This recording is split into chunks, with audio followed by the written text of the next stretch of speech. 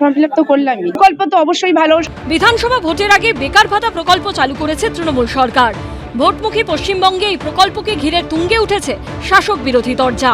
এই আবহেই বৃহস্পতিবার হুগলির গোঘাট 2 নম্বর ব্লক অফিসে বেকার ভাতার ফর্ম পূরণ করতে দেখা গেল বিজেপির আরামবাগ টাউন মহিলা মোর্চার আহ্বায়ক সুদেষ্ণা অধিকারী মহান্তকে।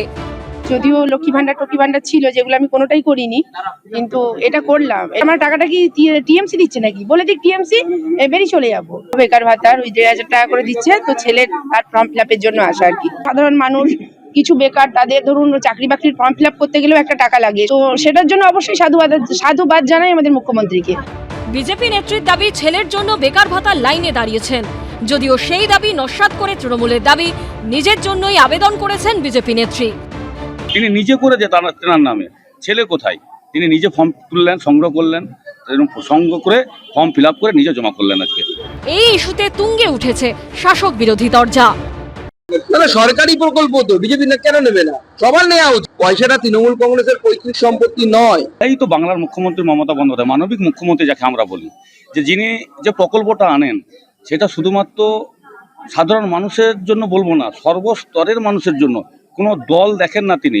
ভোটের আগে বাংলার যুবসাথী প্রকল্প চালু করায় মুখ্যমন্ত্রীকে তীব্র নিশানা করেছেন বিজেপির প্রথম সারির নেতারা। এই প্রেক্ষাপটে বিজেপি নেত্রীর বেকার ভাতার ফর্ম পূরণ ঘিরে সরগরম রাজ্য রাজনীতি। বাপন সাত্রা ও জয়ন্ত পালের রিপোর্ট, এবিপি আনন্দ। সুপ্রিম কোর্টের রায়ের পরও কাটছে না ডিএ জটিলতা, উল্টে বাড়ছে। সুপ্রিম কোর্টের নির্দেশ সত্ত্বেও রাজ্য সরকার এখনো বকেয়া ডিএ মেটায়নি, ফলে ফের জল গড়ালো সুপ্রিম কোর্টে। এবার আদালত অবমাননার অভিযোগে সুপ্রিম কোর্টে গেল সংগ্রামী যৌথ মঞ্চ। রাজ্য সরকারের বিরুদ্ধে দায়ের হলো আদালত অবমাননার মামলা। সর্বোচ্চ আদালত নির্দেশ দিলেও রাজ্য সরকারি কর্মীদের বকেয়া ডিএর কোনো অংশই এখনো দেয়নি রাজ্য সরকার। 5ই ফেব্রুয়ারি ডিএ মামলায় সুপ্রিম কোর্ট রায় দিয়েছিল রাজ্য সরকারি কর্মচারীদের বকেয়া ডিএর 25% অবিলম্বে মেটাতে হবে। বাকি টাকা কিভাবে কখন দেওয়া হবে সেটা ঠিক করতে কমিটি তৈরি করে দেয় সর্বোচ্চ আদালত। তারপর 2 সপ্তাহ কাটতে চলল, এখনো রাজ্য সরকারি কর্মচারীদের বকেয়া ডিএ মেটানো হয়নি। এই আবহেই এবার দায়ের হলো আদালত অবমাননার মামলা। গতকাল রাত্রেবেলায় আমরা আদালত অবমাননার মামলা করেছি এবং আগামী দিনে বৃহত্তর কর্মচারী ঐক্য এই দাবিতে পথে নামবে, সেই বিষয়েও আমরা খুব তাড়াতাড়ি ঘোষণা করব। 25% যে ডিএ সেইটা যেহেতু ইমিডিয়েট কমপ্লায়েন্স হয়নি, সেই জন্য আমরা 13ই ফেব্রুয়ারি নোটিশ করেছিলাম। 3 দিন সময় দিয়েছিলাম from the date of receipt. সোমবার দিন আমরা স্পিড পোস্ট ট্র্যাক রিপোর্টে দেখেছি যে গভর্নমেন্টের তরফ থেকে নোটিশ রিসিভ করা হয়েছে। তারপরে 3 দিন পেরিয়ে গেছে, কোনো কমপ্লায়েন্স হয়নি, তাই জন্য আমরা সুপ্রিম কোর্টের কাছে দ্বারস্থ হয়েছি আদালত অবমাননার মামলা হিসেবে 25% ডিএর জন্য। সুপ্রিম কোর্টে রায় আসার পর থেকেই ডিএ নিয়ে রাজ্য সরকারের উপর ক্রমাগত চাপ বাড়াচ্ছে সরকারি কর্মচারীদের সংগঠন। সুপ্রিম কোর্টের রায়ের 1 সপ্তাহ পরও রাজ্য সরকার বকেয়া ডিএর 25% না মেটানোয় এর আগে মুখ্য সচিব এবং অর্থ সচিবকে আদালত অবমাননার নোটিশ পাঠানো হয়।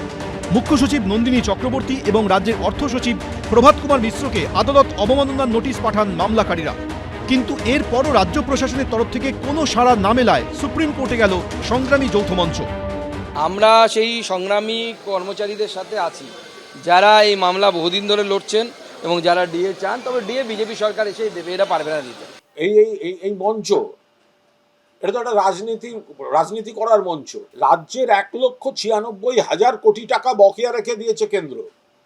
কই এই আন্দোলনকারীদের মুখে তো শোনা যায় না একবারও যে কেন্দ্র অবিলম্বে বাংলার টাকা দাও, তাহলে রাজ্য সরকারও তো আরও একটু হাত খুলে খরচা করতে পারে। আন্দোলন করলে নিশ্চিন্ত যে কাজ না করে অফিসের টেবিলে না বসে ধর্ণামঞ্চে গিয়ে বিরোধী নেতাদের সঙ্গে ছবি তোলা যায়, আর দিল্লিতে মাঝে মধ্যে ওখানে বেড়াতে যাওয়া যায়। 5ই ফেব্রুয়ারি ডিএ মামলার রায় সুপ্রিম কোর্ট বলে 2008 থেকে 2019 পর্যন্ত রাজ্য সরকারি কর্মীদের বকেয়া ডিএর 25% অবিলম্বে মেটাতে হবে। এর পাশাপাশি অবসরপ্রাপ্ত বিচারপতির নেতৃত্বে 4 সদস্যের কমিটি গঠন করে দিয়েছে সুপ্রিম কোর্ট। 25% বকেয়া ডিএ মেটানোর পর বাকি টাকা কিভাবে কখন দেওয়া হবে তা ঠিক করবে এই কমিটি। 6ই মার্চের মধ্যে কমিটিকে তা করতে হবে। 31শে মার্চের মধ্যে বাকি বকেয়া টাকার প্রথম কিস্তি দিয়ে দিতে হবে।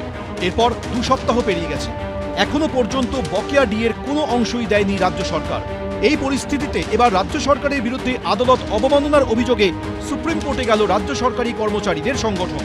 বিজেন্দ্র সিংহ, সৌভিক মজুমদার, অনির্বাণ বিশ্বাস, এবিপি আনন্দ। এবিপি আনন্দ, এগিয়ে থাকে, এগিয়ে রাখে।